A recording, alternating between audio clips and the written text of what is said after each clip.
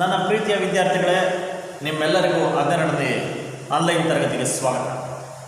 ಕಳೆದ ತರಗತಿಯಲ್ಲಿ ನಾವು ಸಹಜವಾಗಿ ದ್ರೌಪದಿಯ ಹತಾಶೆಯನ್ನು ಕಣ್ಣಾರೆ ಕಂಡಿದ್ದೇವೆ.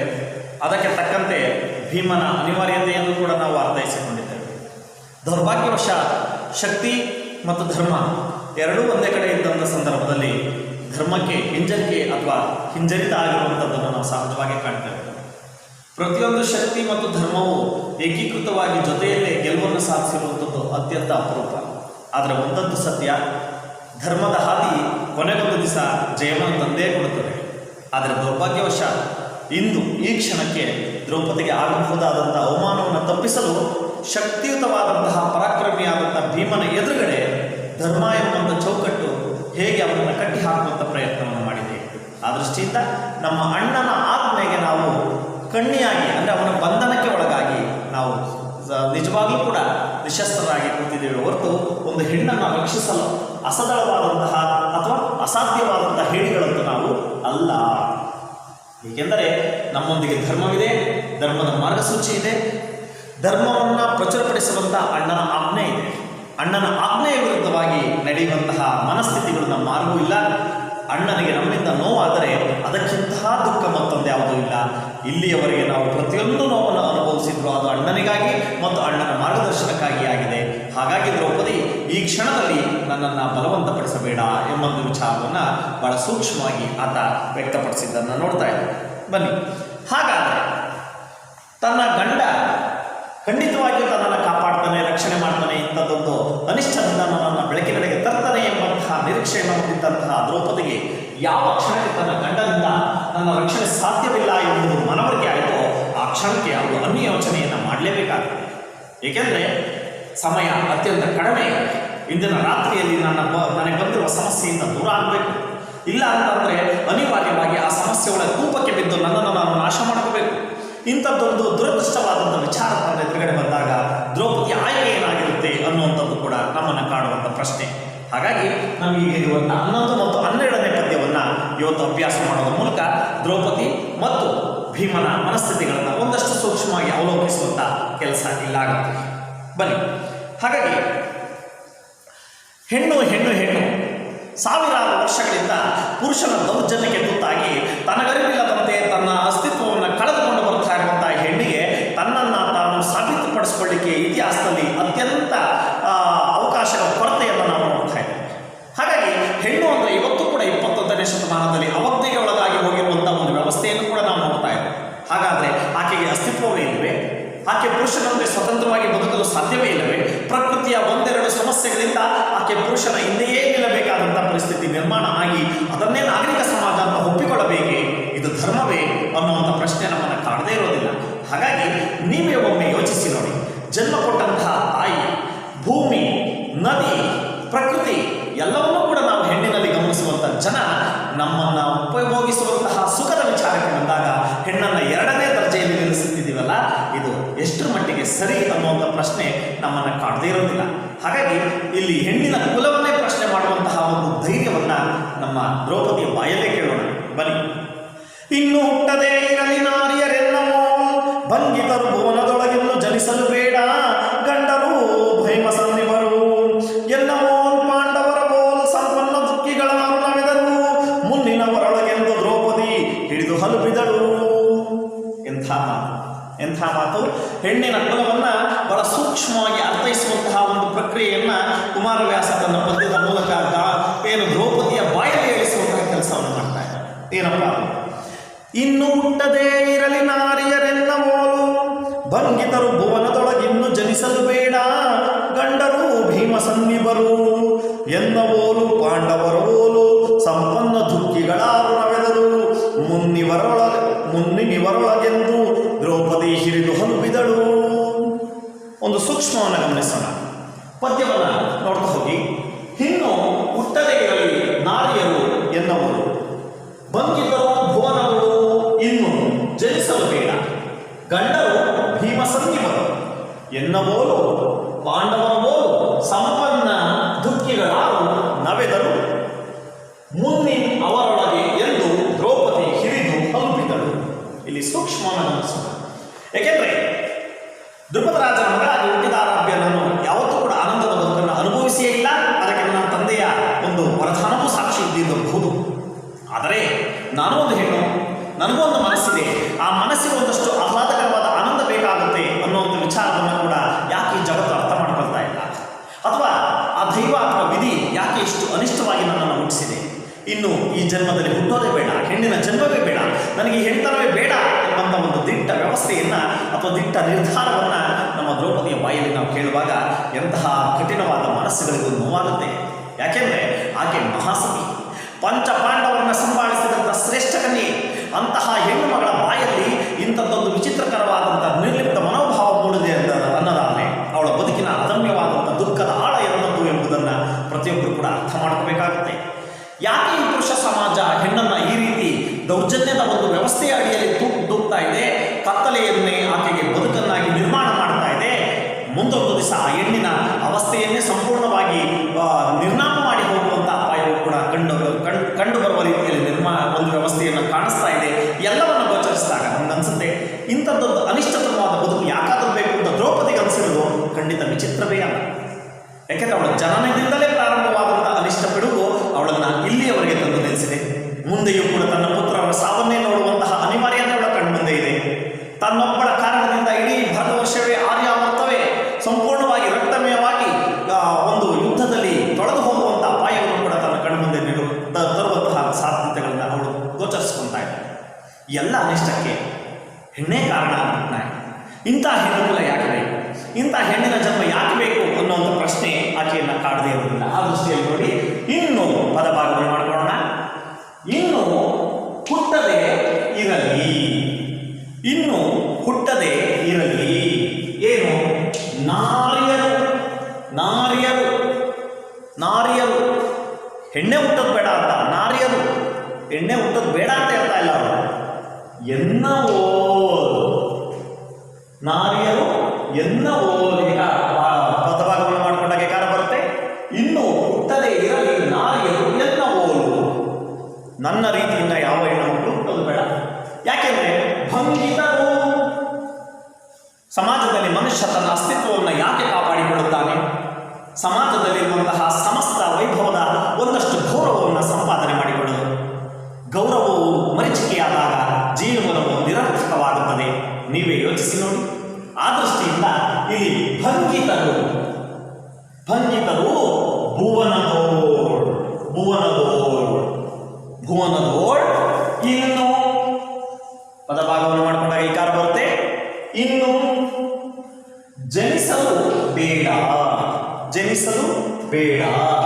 ಗಂಡರು, ಗಂಡರು ಭೀಮ ಅನಿಭರು, ಭೀಮ ಅನಿಭರು, ಭೀಮ ಅನಿಭರು. ಎನ್ನ ಓಲು, ಭೀಮ ಅನಿಭರು ಎನ್ನ ಓಲು. ಪಾಂಡವರ ಓಲು, ಪಾಂಡವರ ಓಲು. ಸಂಪನ್ನ, ಸಂಪನ್ನ ದುಃಖಿಗಳು 6, ಸಂಪನ್ನ ದುಃಖಿಗಳು 6. ನವೆದರು, ನವೆದರು ನೋಡಿ. ಮುಂದಿನ, ಮುಂದಿನ ಅವರೊಳಗೆ, ಅವರೊಳಗೆ ಎಂದು, ಮುಂದಿನ ಅವರೊಳಗೆ ಎಂದು ದ್ರೌಪದಿ ಹಿರಿದು ತಲುಪಿದಳು. ಪದ್ಯ ಅರ್ಥ ಆಗಿದೆ ಅಂತ ಅನ್ಕೊಂತೀನಿ. ಸೂಕ್ಷ್ಮವಾಗಿ ಗಮನಿಸಿ ಸ್ನೇಹಿತರೆ. ಇನ್ನು ಹುಟ್ಟದೆ ಇರಲಿ ನಾರಿಯರು ಎನ್ನವರು ಭಂಗಿತರು ಭುವನದ ಒಳಗೆ ಇನ್ನು ಜನಿಸಲು ಬೇಡ. ಗಂಡರು ಭೀಮರು ಅನಿಭರು ಎನ್ನ ಓಲು ಪಾಂಡವರ ಓಲು. ಸಂಪನ್ನ ದುಃಖಿಗಳು 6 ನವೆದರು. ಮುಂದಿನ ಅವರೊಳಗೆ ಎಂದು ದ್ರೌಪದಿ ಹಿರಿದು ಹಂಬಿದರು. ಸೂಕ್ಷ್ಮವಾಗಿ ಪಾಂಡವರ ಮತ್ತು ತನ್ನ ಬಗ್ಗೆ ವಿಶೇಷವಾಗಿ ಹೇಳ್ಕೊಳ್ತಾ ಇದ್ದಾರೆ. ಅಸಹಾಯಕತೆ ಎಂಬುದು ಸಮಾಜವನ್ನು ಹೇಗೆ ಹಿಂಸಿಸ್ತಾ ಇದೆ, ನಮ್ಮ ಅಸಹಾಯಕತೆಯ ಧರ್ಮದ ಚೌಕಟ್ಟು ನಮಗೆ ಹೇಗೆ ನೋವನ್ನು ಕೊಡ್ತಾ ಇದೆ. ಏನು ಧರ್ಮರಾಯನ ಒಂದು ಧರ್ಮದ ಮಾರ್ಗ ಇಡೀ ಅಧರ್ಮದ ಅಟ್ಟಹಾಸಕ್ಕೆ ಹೇಗೆ ವೇದಿಕೆಯನ್ನು ಸೃಷ್ಟಿ ಮಾಡಿಕೊಟ್ಟಿದೆ. ನಾವಿಲ್ಲಿ ಯೋಚನೆ ಮಾಡಬೇಕಾಗುತ್ತೆ. ಪ್ರಾರಂಭದಿಂದಲೂ ಹೇಳ್ತಾ ಇದ್ದೇನೆ, ಧರ್ಮ ಸೋತಿದೆ ಅಂದರೆ ಅದು ಕಟ್ಟ ಕಡೆಯ ಸೋಲಲ್ಲ. ಅಧರ್ಮ ಗೆದ್ದಿದೆ ಅಂದರೆ ಅದು ಅಂತಿಮ ಗೆಲುವು ಅಲ್ಲ, ಅಂತಿಮ ಜಯ ಎಂದು ಧರ್ಮಕ್ಕೆ ಇರುತ್ತದೆ. ಹಾಗಾಗಿ ಇಲ್ಲಿ ನೋಡಿ, ಇನ್ನು ಹುಟ್ಟದೇ ಇರಲಿ ಭಾವಾರ್ಥ ಬಂದ್ಬಿಡೋಣ. ಇನ್ನು ಹುಟ್ಟದೇ ಇರಲಿ ಬೇಡ, ಇನ್ನು ಯಾರೂ ಹುಟ್ಟೋದು ಬೇಡ. ಹೇಗೆ? ನಾರಿಯರು ಹೆಣ್ಣಿನ ರೂಪದಲ್ಲಿ ಎಂಥ ಹೆಣ್ಣಿನ ರೂಪದಲ್ಲಿ ಎನ್ನವೋಲು. ಇನ್ನು ಯಾವ ಹೆಣ್ಣು ಮಕ್ಕಳು ಕೂಡ ದ್ರೌಪದಿಯಂತ ಅನಿಷ್ಟವನ್ನು ಹೊತ್ತುಕೊಂಡು ಭೂಮಿಯ ಮೇಲೆ ಜನಿಸುವುದು ಬೇಡ. ಹುಟ್ಟಿದಾರಾಭ್ಯ ಬರೀ ಅನಿಷ್ಟಗಳನ್ನೇ ಮೈ ಮೇಲೆ ಎಳೆದುಕೊಂಡು ಬದುಕುತ್ತಿರುವಂತಹ ದ್ರೌಪದಿಯ ಈ ಸಂಕಟ ಮತ್ತೊಂದು ಹೆಣ್ಣಿಗೆ ಜಗತ್ತಿನಲ್ಲಿ ಬೇಡವೇ ಬೇಡ. ಎಂಥ ಮಾತನ್ನು ಹೇಳ್ತಾ ಇದ್ದಾರೆ. ಇನ್ನು ಜಗತ್ತಿನಲ್ಲಿ ಹೆಣ್ಣು ಮಕ್ಕಳು ಹುಟ್ಟುವುದಾದರೆ ದ್ರೌಪದಿಯಂತೆ ನೋವು ಅನುಭವಿಸುವ ಯಾವ ಹೆಣ್ಣು ಮಕ್ಕಳೂ ಹುಟ್ಟುವುದು ಬೇಡ. ಆಕೆ ಸ್ತ್ರೀ ದ್ವೇಷಿ ಅಲ್ಲ, ತನ್ನ ಅವಸ್ಥೆಯ ದ್ವೇಷವನ್ನು ಮಾಡ್ತಾ ಇದ್ದಾಳೆ. ದ್ರುಪದ ರಾಜರ ಮಗಳು ದಾಸಿ ಆಗ್ತಾಳೆ. ಮಹಾಪ್ರಚಂಡ ಪರಾಕ್ರಮಿಗಳಾದ ಪಾಂಡವರ ಹೆಂಡತಿ ದಾಸಿ ಆಗ್ತಾಳೆ. ವೈಭೋಗದಲ್ಲಿ ಮೆರೆಯಬೇಕಾಗಿದ್ದಂತಹ ಹಸ್ತಿನಾವತಿಯ ಸಿಂಹಾಸನದ ಅಧಿಪತಿಯಾಗಬಹುದಾದಂತಹ ಸಾಮ್ರಾಜ್ಞಿ ಅದೇ ಸಭೆಯಲ್ಲಿ ವಿವಸ್ತ್ರಳಾಗ್ತಾಳೆ. ಎಂಥ ದೌರ್ಭಾಗ್ಯ! ಆರ್ಯಾವರಣದಲ್ಲಿ ಹೆಣ್ಣನ್ನು ಈ ಕೆಟ್ಟತನದಲ್ಲಿ ನಡೆಸಿಕೊಂಡಿರೋದು, ಆ ನಡೆಸಿಕೊಳ್ಳುವಂಥ ಅವಸ್ಥೆಯಲ್ಲಿ ಬಲಿಯಾಗಿದ್ದು ದ್ರೌಪದಿ ಅಲ್ಲದೆ ಮತ್ತಾರು ಅಲ್ಲ. ಆ ದೃಷ್ಟಿಯಿಂದ ಹೇಳ್ತಾ ಇದ್ದಾರೆ, ಇನ್ನು ಹುಟ್ಟದೇ ಇರಲಿ ನಾರಿಯರು ಎನ್ನಬಹುದು.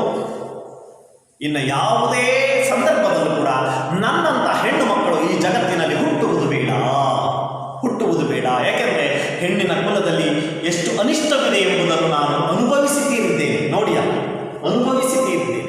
ಹಾಗಾಗಿ ನೋಡಿ, ಯಾಕೆಂದರೆ ಭಂಗಿತರು ಭಂಗಕ್ಕೆ ಒಳಗಾಗುವವರು, ಅಭಿಮಾನ ಶೂನ್ಯಕ್ಕೆ ಒಳಗಾಗುವವರು, ಅವಮಾನಕ್ಕೆ ಒಳಗಾಗುವವರು. ಭಂಗಿತ ಅವಮಾನ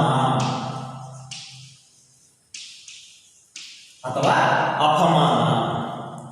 ಇಷ್ಟೊಂದು ಅವಮಾನ, ಬದುಕಿನಲ್ಲಿ ಸನ್ಮಾನಗಳೇ ಇಲ್ಲ ನನಗೆ, ಬರೀ ಅವಮಾನ. ಹೆಣ್ಣಾಗಿ ಹುಟ್ಟಿದ್ದೇ ಒಂದು ಅವಮಾನ, ಅದರ ಜೊತೆಗೆ ಪ್ರತಿನಿತ್ಯವೂ ಅನುಭವಿಸ್ತಾ ಇರುವಂಥ ಅವಮಾನ. ಹಾಗಾಗಿ ಭಂಗಿತರು, ಅವಮಾನಿತರು. ಭುವನದೋಳಿನ್ನು ಈ ಭೂಮಿಯಲ್ಲಿ,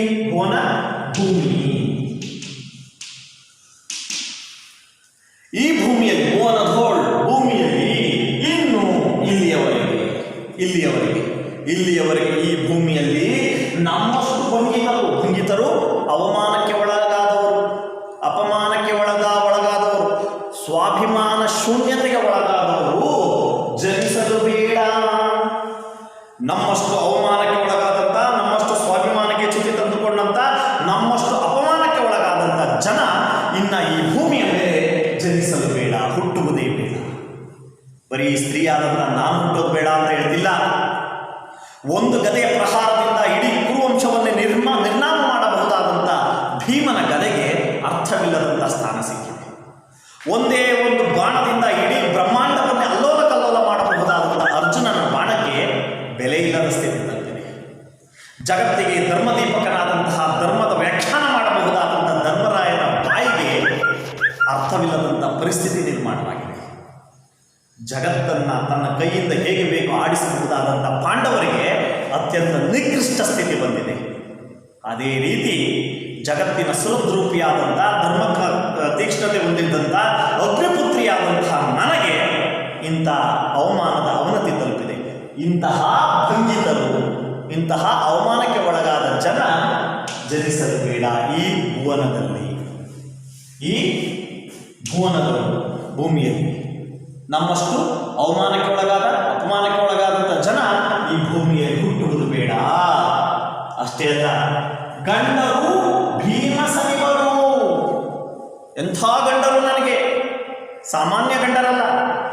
ಜಗತ್ತಿನಲ್ಲಿ ಎಲ್ಲ ಹೆಣ್ಣು ಮಕ್ಕಳು ಒಬ್ಬ ಗಂಡನನ್ನು ಹೊಂದಿದ್ರೆ ನಾನು 5 ಜನ ಗಂಡರು ಬ್ರಹ್ಮಾಂಡ ಪುರುಷರೇ, ಮಹಾಪರಾಕ್ರಮಿಗಳೇ, ದಿಗ್ವಿಜಯ ಸಾಧಿಸಬಹುದಾದಂಥ ಶ್ರೇಷ್ಠತಮವಾದಂಥ ಕುಲದೀಪಕರೇ. ಆದರೆ ಅವರ ಹೀನ ಸ್ಥಿತಿಯನ್ನು ನೋಡಿದಾಗ ನನಗೆ ನಗು ಬರುತ್ತದೆ. ಭೀಮಸನ್ನಿವರು, ಅವಮಾನ ಭಂಗಿತಕ್ಕೆ ಒಳಗಾದಂತಹ ಗಂಡರಾದಂತಹ ಭೀಮರು ಮತ್ತು ಇತರ ಗಂಡಂದಿರು, ಅಂದರೆ ಭೀಮಸನ್ನಿವರು ಅಂದರೆ ಪಾಂಡವರು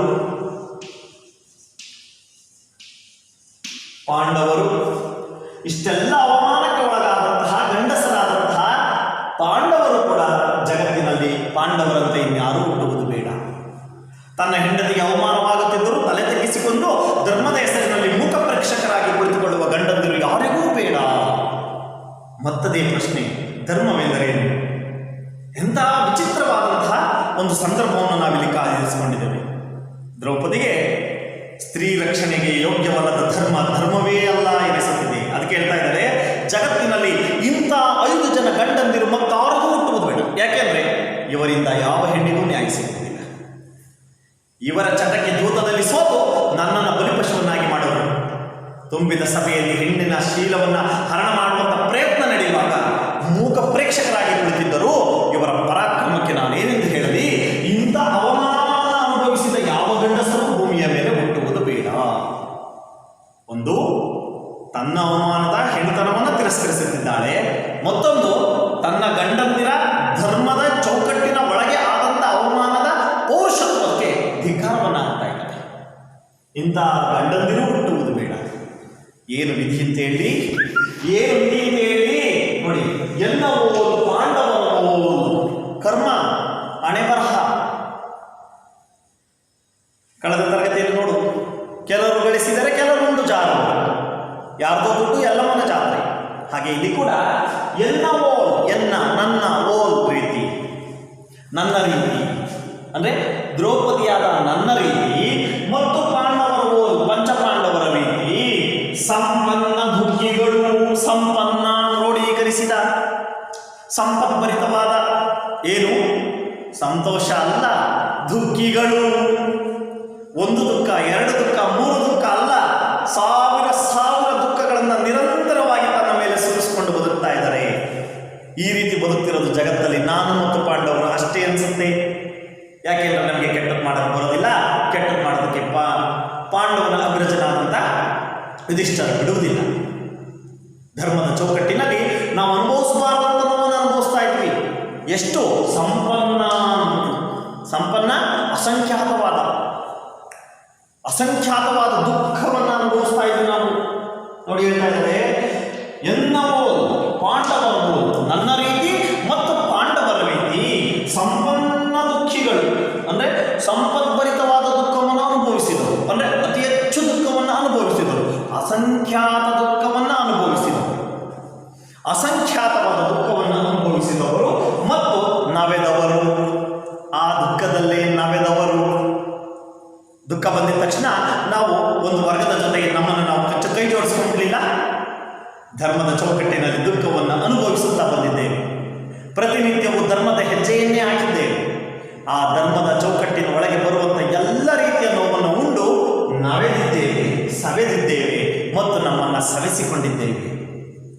ಎಲ್ಲಿಯೂ ಧರ್ಮಕ್ಕೆ ಚ್ಯುತಿಯಾಗಿಲ್ಲ, ಬದಲಾಗಿ ಇಡೀ ಆರ್ಯಾವರ್ತದಲ್ಲಿ ನಮ್ಮ ವ್ಯಕ್ತಿತ್ವಕ್ಕೆ ಚ್ಯುತಿಯಾಗಿದೆ. ಧರ್ಮದ ಹಿಂದೆ ಹೋಗಿದ್ದಕ್ಕೆ ನಮಗೆ ಮರ್ಯಾದೆ ಇಲ್ಲದಂತಾಗಿದೆ. ಅರ್ಥ ಆಗ್ತಿದೆಯಲ್ಲ? ನೋಡಿ, ದುಃಖಿಗಳಾದ ನಾವೆಲ್ಲರೂ ನಮ್ಮಷ್ಟು ದುಃಖವನ್ನ ಜಗತ್ತಿನಲ್ಲಿ ಮತ್ತಾರು ಅನುಭವಿಸಲಿಕ್ಕೆ ಸಾಧ್ಯ ಇದೆ? ಯಾರು ಅನುಭವಿಸಿದರೆ? ಪ್ರಶ್ನೆ ಅವರು. ಇಲ್ಲಿಯವರೆಗೆ ನನ್ನಂತೆ ಪಾಂಡವರಂತೆ ಸಂಪದ್ಭರಿತವಾದ ದುಃಖದಲ್ಲಿ ಯಾರು ನವೆದಿದ್ದಾರೆ? ಅಂದ್ರೆ ನನ್ನಂತೆ ಮತ್ತು ಪಾಂಡವರಂತೆ ಅಸಂಖ್ಯಾತವಾದ ದುಃಖಗಳನ್ನು ಅನುಭವಿಸುವ ನವೆದವರು ಈ ಜಗತ್ತಿನಲ್ಲಿ ಮತ್ತಾರಿರಲು ಸಾಧ್ಯ? ಅದು ನಾವು ಮಾತ್ರ. ಪಾಂಡುರಾಜನ ಪಂಚ ಪಾಂಡವರು ಮತ್ತು ಅವರ ಧರ್ಮಪತ್ನಿಯಾದ ದ್ರೌಪದಿಯಾದ ನಾವು ಮಾತ್ರ ಈ ದುಃಖವನ್ನು ಅನುಭವಿಸುತ್ತಿದ್ದೇವೆ. ಮುಂದೆಯೂ ಹಿಂದೆಯೂ ಇನ್ನಾರು ಕೂಡ ಇಷ್ಟು ದುಃಖವನ್ನು ಅನುಭವಿಸಿರೋರು ಇದಕ್ಕಿಂತ ಮುಂಚೆ ಯಾರೂ ಇಲ್ಲ. ಇತಿಹಾಸದಲ್ಲಿ ನಮ್ಮಷ್ಟು ದುಃಖವನ್ನು ಅನುಭವಿಸಿದಂತಹ ವ್ಯಕ್ತಿಗಳು ನಮಗೆಲ್ಲೂ ಸಿಗೋದಿಲ್ಲ. ಅಷ್ಟು ದುಃಖವನ್ನು ನಾವು ಅನುಭವಿಸಿದ್ದೀವಿ. ನೋಡಿ, ಮೊದಲಿಗೆ ಅಂದರೆ ನಮಗಿಂತ ಮುಂಚೆ ನಮ್ಮಷ್ಟು ದುಃಖವನ್ನು ಅನುಭವಿಸುವವರು ಇಡೀ ಆರ್ಯಾವರ್ತದಲ್ಲಿ ಯಾರೂ ಇಲ್ಲ ಎನ್ನವರೊಳಗೆಂದು. ನೋಡಿ ಹೇಳ್ತಾ ಇದ್ದಾರೆ, ಮುಂದಿನ ಅವರೊಳಗೆಂದು ಅಂದರೆ ಇವರಿಂದ, ಮುಂದಿನವರೊಳಗಿಂದ ಅಂದರೆ ಹಿಂದೆ ನಡೆದಂಥ ಯಾವುದೇ ಘಟನೆಯನ್ನು ನೋಡಿದಾಗಲೂ, ಐತಿಹಾಸಿಕವಾಗಿ ನೋಡಿದಾಗಲೂ ಕೂಡ ನಮ್ಮಷ್ಟು ದುಃಖವನ್ನು ಅನುಭವಿಸುವುದವರು ಯಾರೂ ಕೂಡ ಈ ಜಗತ್ತಿನಲ್ಲಿಲ್ಲ. ದುಃಖವನ್ನು ಅನುಭವಿಸಲಿಕ್ಕೋಸ್ಕರವೇ ಸಮಾಜದಲ್ಲಿ ನಾವು ಹುಟ್ಟಿ ಬಂದ್ವೇನೋ, ಈ ಜಗತ್ತಿಗೆ ಪ್ರವೇಶ ಮಾಡುತ್ತವೇನೋ ಎಂಬಂತೆ ಇಡೀ ದುಃಖವನ್ನೇ ನಮ್ಮ ಬದುಕಾಗಿ ಮಾಡಿಕೊಂಡು ಬದುಕ್ತಾ ಇರುವಂತಹ ನಮ್ಮಂಥ ಅನಿಷ್ಟವಾದ ಬದುಕು ಯಾರಿಗೂ ಬೇಡ ಎಂದು ದ್ರೌಪದಿ ಹಿರಿದು ಹಲುಬಿದರು. ಈ ರೀತಿಯಾಗಿ ದ್ರೌಪದಿ ಹಿರಿದು ಅಂದರೆ ದೊಡ್ಡ ತರವಾದ ದುಃಖ, ಆಘಾತಕರವಾದ ದುಃಖವನ್ನು ಹಿರಿದು ಅಂದರೆ ಒಂದು ರೀತಿ ದುಃಖದ ಆಳದಲ್ಲಿ ಅಂದರೆ ಅತಿ ಹೆಚ್ಚು ಪ್ರಖರವಾದ ದುಃಖಕ್ಕೆ ದುಃಖಿಸುತ್ತಿದ್ದಾಳೆ. ಹಿರಿದು ಹಲುಬಿದಳು ಅಂದರೆ ಅತ್ಯಂತ ಹೆಚ್ಚು ದುಃಖದಿಂದ ನರಳುತ್ತಿದ್ದಾಳೆ. ಹಲುಬಿದಳು, ನರಳುತ್ತಿದ್ದಾಳೆ, ದುಃಖಿಸುತ್ತಿದ್ದಾಳೆ. ಅಂದರೆ ನನ್ನ ಇಂದಿನ ಈ ಹೀನ ಸ್ಥಿತಿಗೆ ಇವತ್ತು ನಾನು ಯಾರನ್ನ ದೂಷಣೆ ಮಾಡಲಿ? ಧರ್ಮದ ಚೌಕಟ್ಟು ಹಾಕಿರುವಂಥ ಧರ್ಮರಾಯನೇ, ಆತನ ನೆರಳಿನಲ್ಲಿ ಬದುಕುತ್ತಾ ಇರುವಂತಹ ಪಾಂಡವರೇ, ಅದರಲ್ಲೂ ಕೂಡ ಕಲಿಭೀಮ ಇಂದು ನನ್ನ ಕೈಯಿಂದ ಸಾಧ್ಯವಿಲ್ಲ ಎಂದು ಕೈ ಚೆಲ್ಲಿದ್ದಾನೆ. ಹಾಗಾದರೆ ತಪ್ಪು ಅವನದೇ ಅಥವಾ ಸೌಂದರ್ಯವಾದಿಯಾಗಿ ಹುಟ್ಟಿದ ತಪ್ಪು ನನ್ನದೇ? ಅದೇ ಸತ್ಯ ಎನ್ನುವುದಾದರೆ ನನ್ನಂತಹ ಹೀನ ಹೆಣ್ಣು ಈ ಜಗತ್ತಿನಲ್ಲಿ ಮತ್ತಾರು ಹುಟ್ಟುವುದು ಬೇಡ. ಎಂಥ ಮಾತನ್ನು ಅರ್ಥ ಆಯ್ತಲ್ಲ? ಹಾಗಾಗಿ ಇದರ ತಾತ್ಪರ್ಯ ಇಷ್ಟೇ. ಇನ್ನು ಈ ಜಗತ್ತಿನಲ್ಲಿ ಯಾರು ಕೂಡ ನನ್ನಂತ ಹೆಣ್ಣು ಹುಟ್ಟುವುದು ಬೇಡ. ಅಷ್ಟೇ ಅಲ್ಲ, ಅನೇಕ ಅವಮಾನಗಳನ್ನ ಈ ಭೂಮದಲ್ಲಿ ಅನುಭವಿಸಲು ಯಾರು ಹುಟ್ಟುವುದು ಬೇಡ. ಯಾವ ರೀತಿ? ನಿಜವಾದ ಗಂಡಂದಿರಾದಂಥ ಭೀಮನೂ ಸೇರಿದಂತೆ ಪಾಂಡವರ ರೀತಿ. ಎರಡು ಉಪಮೆಗಳನ್ನ ಕೊಡ್ತಾ ಇದ್ದಾರೆ. ಒಂದು, ನನ್ನಂತೆ ಸಂಕಷ್ಟವನ್ನು ಅನುಭವಿಸಿದಂಥ ಹೆಣ್ಣು ಈ ಭೂಮಿಯಲ್ಲಿ ಮತ್ತೆ ಹುಟ್ಟುವುದು ಬೇಡ. ಜೊತೆಗೆ ನಿಜವಾದ ಗಂಡಂದಿರಾದಂಥ ಪರಾಕ್ರಮಿಗಳಾದಂತಹ ಪಂಚ ಪಾಂಡವರಂತೆ ಅತ್ಯಂತ ಅವಮಾನಕ್ಕೆ ಒಳಗಾದಂಥ ಗಂಡಸರೂ ಯಾರು ಹುಟ್ಟುವುದು ಬೇಡ ಈ ಜಗತ್ತಿನಲ್ಲಿ. ಅರ್ಥ ಆಗಿದೆ ಅನ್ಕೊಂತೀನಿ. ನನ್ನಂತಹ ಅವಮಾನಕ್ಕೆ ಒಳಗಾದಂತಹ ಹೆಣ್ಣು ಈ ಜಗತ್ತಿನಲ್ಲಿ ಹುಟ್ಟುವುದು ಬೇಡ. ಹಾಗೆ ನಿಜವಾದ ಪೌರುಷವಿದ್ದು ಧರ್ಮದ ಚೌಕಟ್ಟಿಗೆ ಕಟಿಬದ್ಧರಾಗಿ ಅನಿವಾರ್ಯವಾಗಿ ಅವಮಾನಗಳ ಸುರಿಮಳೆಯನ್ನೇ ಸುರಿಸಿಕೊಂಡು ಬದುಕುತ್ತಿರುವಂಥ ಅಸ್ತಿತ್ವ ಶೂನ್ಯ ಸ್ಥಿತಿಯಲ್ಲಿರುವಂಥ ಭೀಮಸನ್ನಿವರಾದಂಥ ಭೀಮನೂ ಸೇರಿದಂತೆ ಪಂಚಪಾಂಡವರ ರೀತಿ ಅನೇಕ ಸಂಕಷ್ಟಗಳನ್ನು ಅನುಭವಿಸಿದ ಗಂಡಸರೂ ಯಾರು ಹುಟ್ಟುವುದು ಬೇಡ ಈ ಭುವನದಲ್ಲಿ. ಎಲ್ಲಿ? ಈ ಭುವನದಲ್ಲಿ, ಭೂಮಿಯಲ್ಲಿ. ಅರ್ಥ ಆಯ್ತಲ್ಲ? ನೋಡಿ, ಈ ಭುವನದಲ್ಲಿ ನೀವು ಹುಟ್ಟುವುದು ಬೇಡ. ನನ್ನ ರೀತಿ ಮತ್ತು ಪಾಂಡವರ ರೀತಿ ಅತ್ಯಂತ ಹೆಚ್ಚು ದುಃಖದಿಂದ ನವೆದವರು ಇದಕ್ಕಿಂತ ಮುಂಚೆ ಈ ಜಗತ್ತಿನಲ್ಲಿ ಯಾರಾದರೂ ಇರಲು ಸಾಧ್ಯವೇ ಎಂದು ದ್ರೌಪದಿ ದೊಡ್ಡ ದುಃಖದ ಆಳದಲ್ಲಿ ಮುಳುಗಿ ದುಃಖಿಸುತ್ತಿದ್ದಾಳೆ, ಸಂಕಟ ಪಡುತ್ತಿದ್ದಾಳೆ. ಇದಿಷ್ಟು ಈ ಪದ್ಯದ ವಿಶೇಷ. ಅರ್ಥ ಆಗಿದೆ ಅನ್ಸುತ್ತೆ ಸ್ನೇಹಿತರೆ.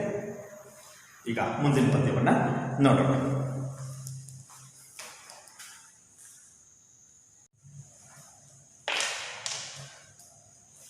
ದೌರ್ಭಾಗ್ಯದಲ್ಲಿ ಅತಿ ಹೆಚ್ಚು ದೌರ್ಭಾಗ್ಯವನ್ನು ಅನುಭವಿಸಿದಂತಹ ದ್ರೌಪದಿಗೆ ತನ್ನ ಬದುಕಿನಲ್ಲಾಗುತ್ತಿರುವಂತಹ ವಿದ್ಯಮಾನಗಳಿಂದ ವಿಚಲಿತಳಾಗಿ ಇಂಥದ್ದೊಂದು ಅನಿರೀಕ್ಷಿತವಾದ ನಿರ್ಧಾರಕ್ಕೆ ಬರಲು ಅನೇಕ ಕಾರಣಗಳಿವೆ. ಏಕೆಂದರೆ ಅವಳ ಬದುಕಿನಲ್ಲಿ ಸಾಮಾನ್ಯತಮವಾದಂಥ ದುಃಖಗಳಿಗಿಂತ ಹೆಚ್ಚಾಗಿ ಜಗತ್ತು ಅನುಭವಿಸಲಾರದಂಥ ಅಪರಿಮಿತವಾದಂಥ ಕ್ರೋಧಾತ್ಮಕವಾದ ದುಃಖಗಳು ಅವಳನ್ನು ಹಿಂಸಿಸಿ ಆ ಹಿಂಸೆಗೆ ಒಳಪಡಿಸಿದಂಥ ಆ ದುಃಖಗಳಾದರೂ ಏನು? ಆ ದುಃಖಗಳಿಗೆ ಕಾರಣವೇನು? ಹಾಗಾದರೆ ದ್ರೌಪದಿಯ ಈ ಒಂದು ವಿಚಿತ್ರಕಾರಿಯಾದ ನಿರ್ಧಾರಕ್ಕೆ ನಡೆದಿರಬಹುದಾದ ಘಟನೆಗಳೇನು ಎಂಬುದನ್ನು ಅರ್ಥ ಮಾಡಿಕೊಂಡಾಗ ದ್ರೌಪದಿಯ ಸಂಕಟ ಖಂಡಿತವಾಗಿಯೂ ನಮಗೆ ಅರ್ಥವಾಗುತ್ತದೆ. ಅದರ ಪರಿಪೂರ್ಣವಾದ ಮಾಹಿತಿ ಈ 12ನೇ ಪದ್ಯ. ಬನ್ನಿ. ಮಂದೆಗೆಳಸಿದ ಪಾಪಿ ಕೌರವನಂದು ಮುಂದಲೆ ಬಿಡಿದು ಸೈಂಧವ ಬಂದು ಬಳಿಕಾರಣ್ಯವಾಸದೊಳೆನ್ನ ನೆಳೆದೊಯ್ದ ಇಂದು ಕೀಚಕ ನಾಯಕಾಲಲಿ ಮುಂದೆ ನಾನೀ 3 ಬಾರಿಯೇ ಬಂದ ಭಂಗವೇ ಸಾಕೆನತ ಬಸವಳಿಗಳಿಂದು ಮುಖಿ. ನೀವೇ ಯೋಚಿಸಿ ನೋಡಿ, ಹೆಣ್ಣಿಗೆ ಎಷ್ಟು ತಾಳ್ಮೆ ಇರಲು ಸಾಧ್ಯ? ತಾಳ್ಮೆಯ ಕಟ್ಟೆ ಒಡೆದಾಗ ಭೂಮಿಯು ಕೂಡ ಪ್ರಳಯ ಸದೃಶ್ಯವಾಗಿ ಗೋಚರಿಸುವುದಿಲ್ಲವೇ? ಹೇಗೆ ತನ್ನ ಅವನತಿಯನ್ನು ತನಗೆ ತಾನೇ ತಂದುಕೊಳ್ಳುವಂತೆ ದ್ರೌಪದಿ ಕೂಡ ಇಂದು ತನ್ನ ಸ್ತ್ರೀ ಕುಲವನ್ನೇ ಅಪಮಾನಿಸುತ್ತಿದ್ದಾಳೆ. ಅಂಥದ್ದೊಂದು ಅಪಮಾನಕ್ಕೆ ನಿಜವಾದ ಕಾರಣವಾದರೂ ಏನು ಎಂಬಂಥ ಅನೇಕ ವಿಚಾರಗಳು ನಮ್ಮನ್ನು ಕಾಡದೇ ಇರುವುದಿಲ್ಲ. ಹಾಗಾದರೆ ನಡೆದ ಘಟನೆ ಏನು ಎಂಬುದನ್ನು ಅರ್ಥೈಸಿಕೊಂಡಾಗ ನಮಗೆ ಖಂಡಿತವಾಗಿಯೂ ಕೂಡ ದ್ರೌಪದಿಯ ನಿರ್ಧಾರದ ಮೇಲೆ ಗೌರವ ಶುರುವಾಗುತ್ತದೆ. ಹಾಗಾದರೆ ಏನದು ನೋಡಿ. ಮಂದೆಗೆಳಸಿದ ಪಾಪಿ ಕೌರವನಂದು ಮುಂದಲೆ ಬಿಡಿದು ಸೈಂಧವ ಬಂದು ಬಳಿಕಾರಣ್ಯವಾಸದೊಳೆನ್ನ ನೆಳೆದೊಯ್ದ ಇಂದು ಕೀಚಕ ನಾಯಕಾಲಲಿ ಮುಂದೆ ನಾನೀ 3 ಬಾರಿಯೇ ಬಂದ ಭಂಗವೇ ಸಾಕೆಂತ ಬಸವಳಿದಳಿಂದು ಮುಖಿ. ಸ್ನೇಹಿತರೆ, ನೀವೇ ಯೋಚಿಸಿ ನೋಡಿ.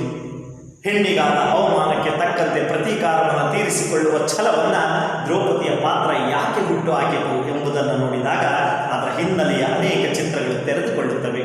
ಅದರಲ್ಲಿ ಬಹಳ ಮುಖ್ಯವಾಗಿ ನೋಡಿ, ಮಂದೆಗೆಳಸಿದ ಪಾಪಿ ಕೌರವನಂದು ಮುಂದಲೆ ಬಿಡಿದು ಸೈಂಧವ ಬಂದು ಬಳಿಕಾರಣ್ಯವಾಸದೊಳೆನ್ನ ನೆಳೆದೊಯ್ದ ಇಂದು ಕೀಚಕ ನಾಯಕಾಲಲಿ ನೊಂದೆ ನಾನೀ 3 ಬಾರಿಯೇ ಬಂದ ಭಂಗವೇ ಸಾಕೆಂತೆ ಬಸವಳಿ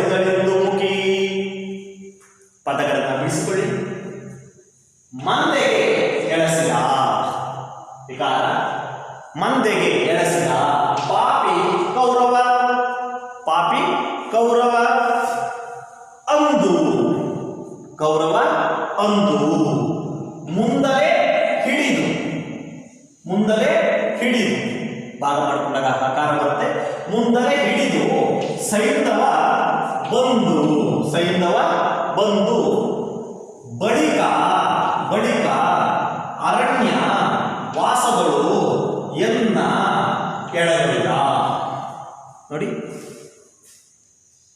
ಸೈಂಧವ ಬಂದು ಬಳಿಕ ಅರಣ್ಯ ವಾಸಗಳು ಎನ್ನ ಎಳೆದೊಯ್ದ. ಇಂದು ಕೀಚಕ ನಾಯ ಕಾಲಲ್ಲಿ ನೊಂದೆ. ಇಂದು ಕೀಚಕ ನಾಯ ಕಾಲಲ್ಲಿ ನೊಂದೆ. ನಾನೀ ಮೂರು ಬಾರಿಗೆ ಬಂಧ ಭಂಗವೇ ಸಾಕು ಎನ್ನುತ್ತೆ ಬಸವಳಿದಳು ಇಂದುಮುಖಿ. ಏನಿದರ ಅರ್ಥ ನೋಡಿ, ಹೇಳ್ತಾ ಇದೆ, ಮಂದೆ ಎಳೆಸಿದ ಪಾಪಿ ಕೌರವ. ನಮಗೆ ಗೊತ್ತಿರೋ ಹಾಗೆ ಮಹಾಭಾರತದ ಅತ್ಯಂತ ವಿಚಿತ್ರಕಾರಿಯಾದಂಥ ಸಂದರ್ಭ ದ್ರೌಪದಿಯ ವಸ್ತ್ರಾಪರಣ. ಸಹಜವಾಗಿ ದ್ಯೂತ ಕ್ರೀಡೆಯಲ್ಲಿ ವಸ್ತುನಿಷ್ಠವಾದಂತಹ ಪಣಗಳನ್ನು ಇಡಬೇಕೆ ಹೊರತು ವ್ಯಕ್ತಿನಿಷ್ಠವಾದ ಪಣಗಳನ್ನು ಇಡುವಂತಿಲ್ಲ. ಅದು ಧರ್ಮವೂ ಅಲ್ಲ, ಇದು ಧರ್ಮರಾಯನಿಗೆ ಗೊತ್ತಿದೆ ಕೂಡ. ಆದರೆ ಪರಾಕ್ರಮಿಯಾದಂತಹ ಪ್ರತಿಸ್ಪರ್ಧಿಯು ಯಾವ ವಸ್ತುವನ್ನು ಇಡುತ್ತಾನೋ ಅದಕ್ಕೆ ಪ್ರತಿಯಾಗಿ ಮತ್ತೊಂದು ವಸ್ತುವನ್ನು ಇಡಲೇಬೇಕೆಂಬ ನಿಯಮವಂತೂ ಖಂಡಿತ ಶಪಿಸಿದ್ದ. ಅದಕ್ಕೆ ತಕ್ಕಂತೆ ಕೌರವನ ಅಟ್ಟಹಾಸಕ್ಕೆ ಸರಿಯಾಗಿ ತನ್ನ ತಮ್ಮಂದಿರನ್ನ ಪಣಕ್ಕಿಟ್ಟು ಪಾಂಡವರ 4 ಜನರನ್ನ ಗೆದ್ದು ಬಿಟ್ಟ ದುರ್ಯೋಧನ. ನಂತರದಲ್ಲಿ ಅನಿವಾರ್ಯವಾಗಿ ಸಾಮ್ರಾಟನಾದಂತಹ ಧರ್ಮರಾಯನನ್ನು ಕೂಡ ತನ್ನ ಕಪಟ ದ್ಯೂತದಲ್ಲಿ ಸೋಲಿಸಿಬಿಟ್ಟ. ಇದೆಲ್ಲ ಆದ ಮೇಲೆ ತಾವು ಅಧಿಕಾರವನ್ನು ತ್ಯಜಿಸಿ ಹೊರಡುತ್ತೇವೆ ಎಂದಾಗ ಕಟ್ಟ ಕಡೆಯದಾಗಿ ದ್ರೌಪದಿಯನ್ನು ಪಣಕ್ಕೆ ಪಡೆಯುತ್ತಾನೆ. ಆದರೆ ಧರ್ಮನಿಷ್ಠರು ಅನೇಕ ಜನ ಚರ್ಚೆಗೊಳಪಡಿಸುತ್ತಾರೆ. ಈ ಬಾರಿ ದ್ಯೂತದಲ್ಲಿ ತಾನೆಲ್ಲವನ್ನು ಕಳೆದುಕೊಂಡ ಮೇಲೆ ದ್ರೌಪದಿಯನ್ನು ಪಣಕ್ಕಿಡುವುದು ಬೇಡ.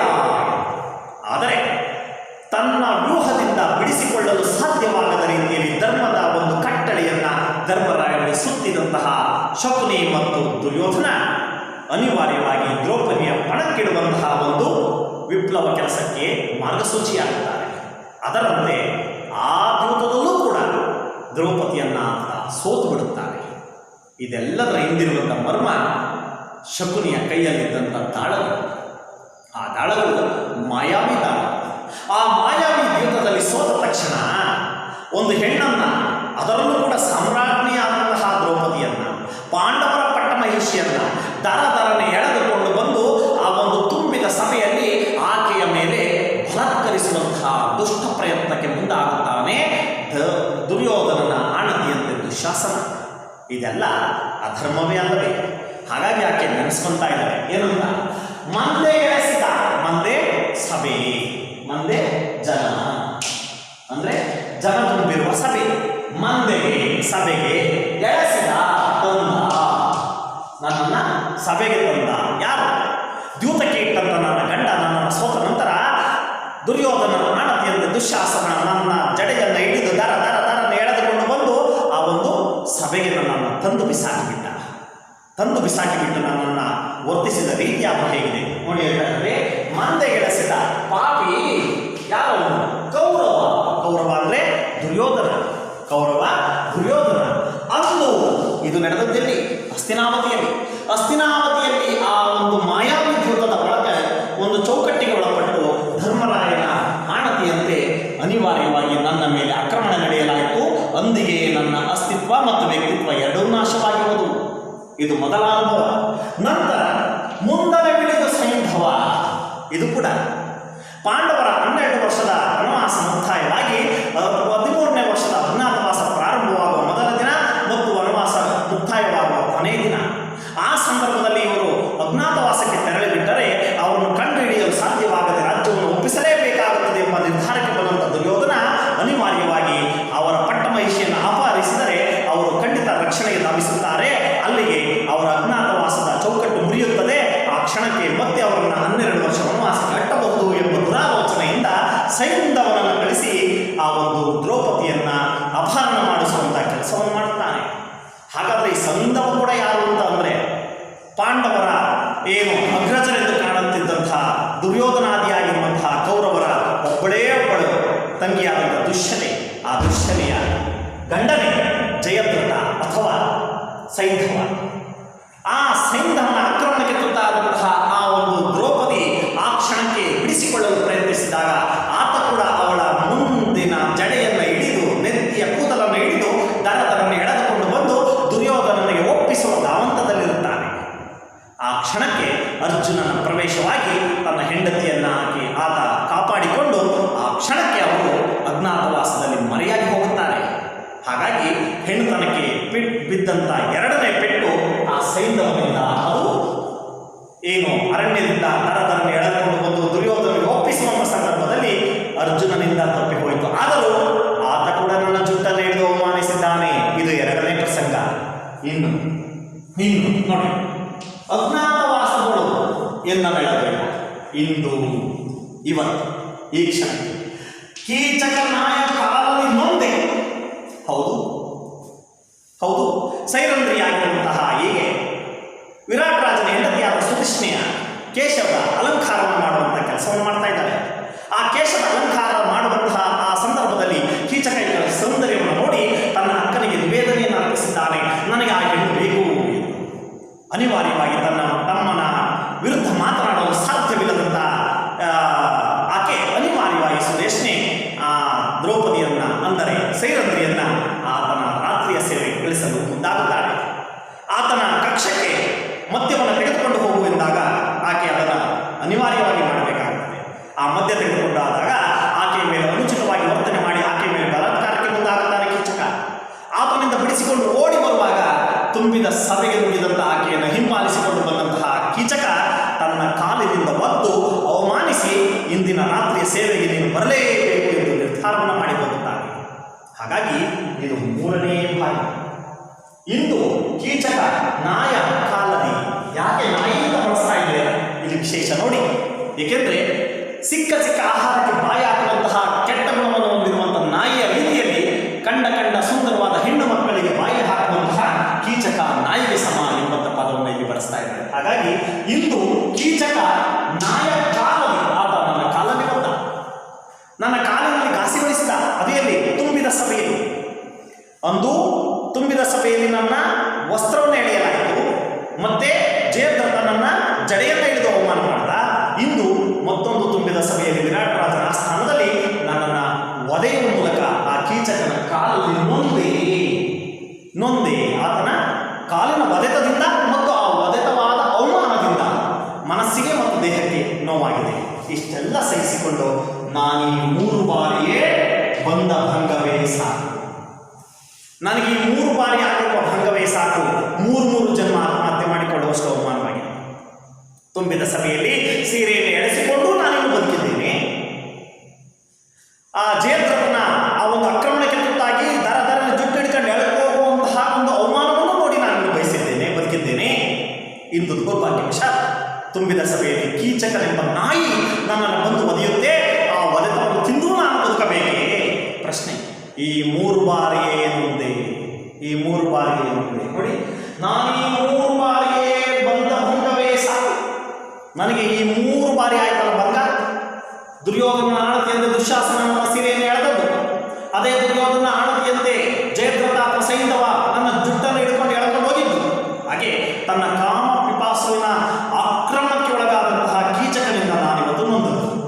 ಈ 3 ಬಾರಿಯ ಬಂದ ಒದಗಿದ ಭಂಗ ಅವಮಾನವೇ. ಅಲ್ಲಿ ಬಂದಿದೆ ನೋಡಿ, ಭಂಗ ಅವಮಾನವೇ ಸಾಕು. ಈ ಅವಮಾನವೇ ನನಗೆ ಸಾಕು ಎಂದು ಹೇಳುತ್ತಾ ಅವಮಾನವೇ ಸಾಕು ಎಂದು ಹೇಳುತ್ತಾ ಬಸವಳಿದರು ಹಿಂದುಮುಖಿ. ಅತ್ಯಂತ ನಿಕೃಷ್ಟವಾಗಿ ಶಕ್ತಿಹೀನಳಾಗಿ ಕುಸಿದು ಬೀಳುತ್ತಿದ್ದಾಳೆ ಇಂದುಮುಖಿ. ಚಂದ್ರನಂತೆ ಮುಖವುಳ್ಳವಳ ಅವಳೇ ಇಂದುಮುಖಿ. ಹಾಗಾಗಿ ಈಗ ನಮಗೆ ಅರ್ಥ ಆಗ್ತಾ ಇದೆ, ದ್ರೌಪದಿ ಆಂತರ್ಯದಲ್ಲಿ ನಗದಗಾಂತ ಹತ್ಕೊಂಡು ಉರಿತಾ ಇರುವಂತಹ ನಿಜವಾದ ನೋವು ಏನಪ್ಪಾ ಅಂತಂದ್ರೆ, ಅವಳ ಬದುಕಿನ ಮೇಲೆ ಆಕ್ರಮಣವಾಗಿಲ್ಲ, ಸ್ತ್ರೀತನದ ಮೇಲೆ ಆಕ್ರಮಣವಾಗುತ್ತಿದೆ. ಈ ಸ್ತ್ರೀತನದ ಆಕ್ರಮಣವನ್ನು ಹೆಣ್ಣು ಖಂಡಿತವಾಗಿಯೂ ಕೂಡ ಸಹಿಸುವುದಿಲ್ಲ. ಇದು ಅತ್ಯಂತ ಘೋರವಾದ ಅಪರಾಧ. ಒಮ್ಮೆ ಅಂಥದ್ದೊಂದು ಘಟನೆ ಘಟಿಸಿದರೆ ಆ ಹೆಣ್ಣು ಬದುಕನ್ನು ತ್ಯಜಿಸುತ್ತಾಳೆ. ಅಂಥದ್ದರಲ್ಲಿ ಹಿಂದಿಂದೆ 3 ಪುರುಷರಿಂದ ಆಕೆಗೆ ನಿರಂತರವಾಗಿ ಆಕ್ರಮಣವಾದಾಗ್ಯೂ ಕೂಡ ಆನಂದವಾಗಿ ಬದುಕು ಎಂದು ಹೇಳಲು ಪಾಂಡವರಿಗೆ ನೈತಿಕತೆಯಲ್ಲಿದೆ. ಹಾಗಾಗಿ ದ್ರೌಪದಿ ಇನ್ನು ಹುಟ್ಟದೇ ಇರಲಿ ನಾವಿಯರೆಲ್ಲಬಹುದು ಎಂಬಂಥ ಮಾತು ಶತಸಿದ್ಧವಾಗಿದೆ. ಏಕೆಂದರೆ ಇಂಥ ಅನಿಷ್ಟ ಮತ್ತಾವ ಹೆಣ್ಣಿಗೂ ಬರುವುದು ಬೇಡ ಎಂಬುದೇ ದ್ರೌಪದಿಯ ಅಚಲವಾದಂತಹ ಒಂದು ನಿರ್ಧಾರ. ಸ್ನೇಹಿತರೆ, ಈ ಪದ್ಯದ ಭಾವಾರ್ಥ ಇಷ್ಟೇ ನೋಡಿ. ಮಂದೆಗೆಳೆಸಿದ ನಂದು ಕೌರವ ಅಂದು ತುಂಬಿದ ಸಭೆಗೆ, ಅಂದರೆ ಮಂದೆಯನ್ನು ತುಂಬಿದ ಸಭೆಗೆ ಆ ಕೌರವ ನನ್ನನ್ನು ದರದರನೆ ಎಳೆದುಕೊಂಡು ಬಂದು ನನ್ನ ವ್ಯವಸ್ತ್ರವನ್ನಾಗಿ ಮಾಡುವುದರ ಮೂಲಕ ಆ ಕೌರವನು ನನ್ನ ಮರ್ಯಾದೆಯನ್ನು ತೆಗೆದ. ನಂತರದಲ್ಲಿ ಅಜ್ಞಾತವಾಸಕ್ಕೆ ತೆರಳುವಂತಹ 1 ದಿವಸದ ಮುಂಚಿತವಾಗಿ ಸೈಂಧವನನ್ನ ಜಟ್ಟನ್ನು ಹಿಡಿದುಕೊಂಡು ದರದರನ್ನು ಎಳೆದುಕೊಂಡು ಹೋಗಿ ನನ್ನನ್ನು ಅವಮಾನ ಮಾಡಿ ದುರ್ಯೋಧನ ಒಪ್ಪಿಸುವ ದಾವಂತದಲ್ಲಿದ್ದಾಗ ಆ ಕ್ಷಣಕ್ಕೆ ಅರ್ಜುನನ ಸಹಾಯದಿಂದ ನನ್ನನ್ನು ರಕ್ಷಣೆ ಮಾಡಿಕೊಂಡೆ. ಆದರೂ ಅದು ಕೂಡ ಅವಮಾನವೇ. ಇಂದು ತುಂಬಿದ ಸಭೆಯಲ್ಲಿ ಎಲೇ ಸೈರಂಧ್ರಿಯೇ, ಇಂದಿನ ಸೇವೆಗೆ ನೀನು ಬರದಿದ್ದರೆ ನಾನು ನಿನ್ನನ್ನು ಬಿಡುವವನಲ್ಲ ಎಂದು ತುಂಬಿದ ಸಭೆಯಲ್ಲಿ ತನ್ನ ಕಾಲಿನಿಂದ ಒದ್ದು ದೇಹ ಮತ್ತು ಮನಸ್ಸಿಗೆ ಅವಮಾನ ಮಾಡಿದಂತಹ ಈ ಒಂದು ಕೀಚಕ ನೋವನ್ನು ಅನುಭವಿಸುತ್ತಿದ್ದೇನೆ. ಈ 3 ಬಾರಿಯ ನೋವೇ ನನಗೆ ಸಾಕು, ಈ ಭಂಗ, ಈ ಅವಮಾನವೇ ನನಗೆ ಸಾಕು ಅಂತ ಆಕೆ ಬಸವಳಿದಳು, ಆಯಾಸಗೊಂಡಳು. ನಮ್ಮ ಇಂದುಮುಖಿ, ಚಂದ್ರನಂತೆ ಮುಖವುಳ್ಳವಳು ಅವಳೇ ಇಂದುಮುಖಿ. ಹಾಗಾಗಿ ಇಂದಿನ ಈ ತರಗತಿಯ ವಿಚಾರವನ್ನು ಬಹಳ ಗಮನವಾಗಿ ಇಟ್ಕೊಂಡಿದ್ದೀರಾ ಅಂತ ಅನ್ಕೊಂತ, ದ್ರೌಪದಿಯ ಸಂಕಷ್ಟದ ನಿಜವಾದ ಆಂತರ್ಯ ಏನು ಅಂತ ಅರ್ಥ ಮಾಡಿಕೊಳ್ಳಲು ಈ ನಮ್ಮ ಕುಮಾರವ್ಯಾಸ ಬಳಸಿದ ಪದಗಳು ಎಷ್ಟು ಸೂಕ್ಷ್ಮವಾಗಿದೆ ಅಂತ ಹೇಳ್ತಾ, ಈ ಪದ್ಯ ನಿಮಗೆ ಅರ್ಥ ಆಗಿಲ್ಲ ಅಂದರೆ ಅಥವಾ ಅರ್ಥ ಆಗದೇ ಇದ್ದರೆ ಬೇರೆ ವಿಚಾರಗಳು ಏನೇ ಇದ್ದರೂ ಕೂಡ ನನ್ನೊಂದಿಗೆ ಚರ್ಚೆ ಮಾಡಿ ಅಂತ ಹೇಳ್ತಾ, ಇಲ್ಲಿಗೆ 11 ಮತ್ತು 12ನೇ ಪದ್ಯದ ಮುಕ್ತಾಯವನ್ನು ಮಾಡ್ತಾ ಇದ್ದೀನಿ. ಇಲ್ಲಿಗೆ ನಮ್ಮ 12ನೇ ಆನ್ಲೈನ್ ತರಗತಿ ಮುಕ್ತಾಯ ಆಗಿದೆ. ಎಲ್ಲರಿಗೂ ನಮಸ್ಕಾರ. ಜೈ ಹಿಂದ್, ಜೈ ಕರ್ನಾಟಕ.